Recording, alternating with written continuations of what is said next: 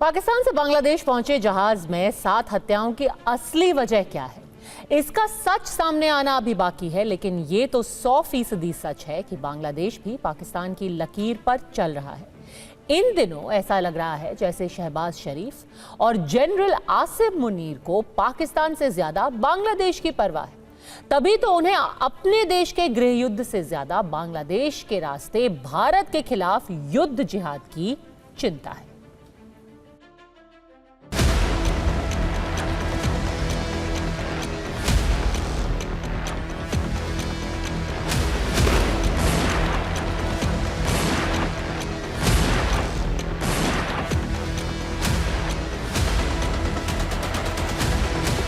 पाकिस्तान की सेना पूरे 53 साल बाद एक बार फिर बांग्लादेश की जमीन पर पैर रखने वाली है। जिस सेना के पुरखों के हाथ 30 लाख बांग्लादेशियों के खून से रंगे हैं, जिस सेना को बांग्लादेश की जंगे आजादी में भारत के सामने सिर्फ 13 दिन में ही घुटने टेकने पड़े, अब वही सेना बांग्लादेश की आर्मी को ट्रेनिंग देने वाली है।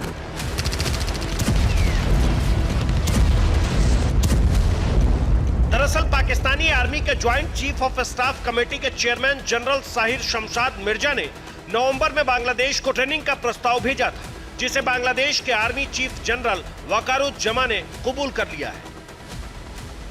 पाकिस्तानी फौज के मेजर जनरल रैंक के अफसर के नेतृत्व में एक स्पेशल टीम बांग्लादेशी आर्मी को ट्रेनिंग देगी। रिपोर्ट्स के मुताबिक ये ट्रेनिंग अगले साल फरवरी में शुरू होगी। पहले चरण की ट्रेनिंग मेमन शाही कैंट में army training and doctrine command मुख्यालय में होगी। ट्रेनिंग का यह पहला चरण 1 साल तक चलेगा। इसके बाद पाक आर्मी बांग्लादेशी सेना की सभी 10 कमांड में भी ट्रेनिंग देगी। पाकिस्तान जो है बांग्लादेश को और अपने करीब लाता जा रहा है। साथ ही साथ उनके मिलिट्री कोऑपरेशन में अगर देखें तो उन लोग के जॉइंट एक्सरसाइजेस भी अभी फरवरी में प्लान हो रखे हैं। नेवी के साथ उनका एक जॉइंट एक्सरसाइज होने वाला है। साथ ही साथ उन लोग के ट्रूप्स की ट्रेनिंग भी, 1 साल की ट्रूप्स की ट्रेनिंग भी पाकिस्तान के एलिमेंट्स आने वाले हैं बांग्लादेश में, जहां पे उनको ट्रेनिंग भी देंगे, जॉइंट ट्रेनिंग भी उनकी होगी। इतना ही नहीं, बांग्लादेश की नौसेना अगले साल फरवरी में पाकिस्तान के साथ कराची पोर्ट पर नौसैनिक युद्धाभ्यास भी करेगी। इस संयुक्त युद्धाभ्यास को अमन 2025 का नाम दिया गया है। पाकिस्तान हर 2 साल बाद इस युद्धाभ्यास का आयोजन करता है। बांग्लादेश 15 साल बाद इस वॉर एक्सरसाइज में शामिल हो रहा है। शेख हसीना के पूरे कार्यकाल में बांग्लादेश ने इसमें हिस्सा नहीं लिया था।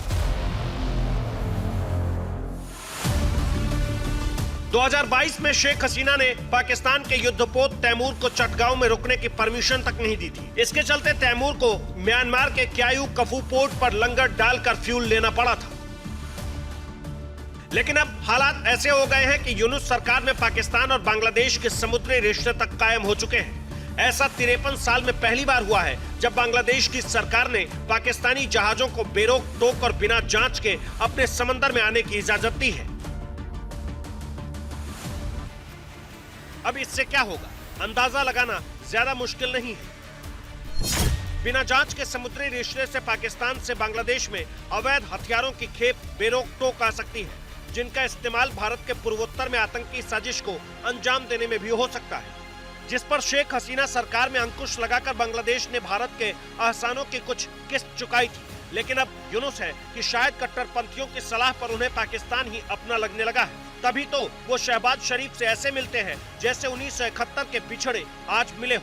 अभी इसी महीने मिस्र के काहिरा में 8 मुस्लिम बहुल मुल्कों के संगठन D8 की मीटिंग हुई तो शहबाज यूनुस का ये प्रेम दुनिया ने देखा।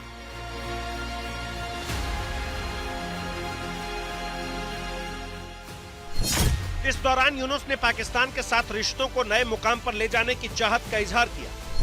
1971 के मुद्दों को सुलझाने की गुजारिश की, लेकिन बांग्लादेश की पाकिस्तान से 1971 के युद्ध अपराधों पर माफी की पुरानी मांग पर चुप्पी साधी। जिस तरीके से मोहम्मद यूनुस और शहबाज शरीफ भी यूनाइटेड नेशन जनरल असेंबली के साइडलाइंस में भी उन लोग की मुलाकात हुई, फिर अभी इजिप्ट में भी उन लोग की मुलाकात हुई है।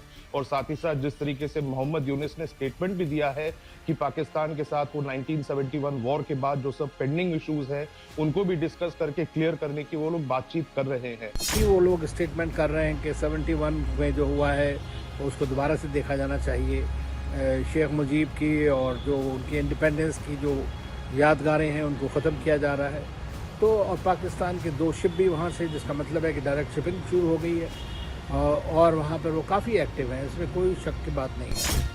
बांग्लादेश में जब से मोहम्मद यूनुस की अगुवाई में अंतरिम सरकार ने सत्ता संभाली है, तब से दोनों ही देशों की गलबहियां शबाब पर है। समुद्री रिश्ते कायम हो चुके हैं। रक्षा सौदों को भी जोर शोर से अमली जामा पहनाया जा रहा है। ढाका यूनिवर्सिटी में पाकिस्तानी छात्रों के दाखिले की पाबंदी खत्म हो चुकी है, तो पाकिस्तान में बिना वीजा फीस चुकाए बांग्लादेशी नागरिकों के आने की इजाजत दी जा चुकी है। जबकि इसके जवाब में बांग्लादेश ने भी वीजा आवेदन से पहले पाकिस्तानी नागरिकों की सुरक्षा मंजूरी की अनिवार्यता को खत्म कर दिया है। और अब तो दोनों मुल्कों के रिश्ते कहीं आगे जा चुके हैं। तभी पाकिस्तान से यहां आरडीएक्स और AK-47 जैसे हथियारों की खेप पहुंच रही है। बाकी ढाका की कट्टरपंथी जमात तो पाकिस्तान से परमाणु करार की वकालत कर ही चुकी है, ताकि भारत से बदला लिया जा सके। उस भारत से जिसने बांग्लादेश की आजादी के लिए अपने 1,500 से ज्यादा सैनिकों की कुर्बानियां दी। लेकिन लाख टके का सवाल ये कि क्या ऐसी सलाह शहबाज और यूनुस को रास आएगी? जवाब खुद दोनों को ही देना होगा। Bureau report, TV9 Bharatvarsh.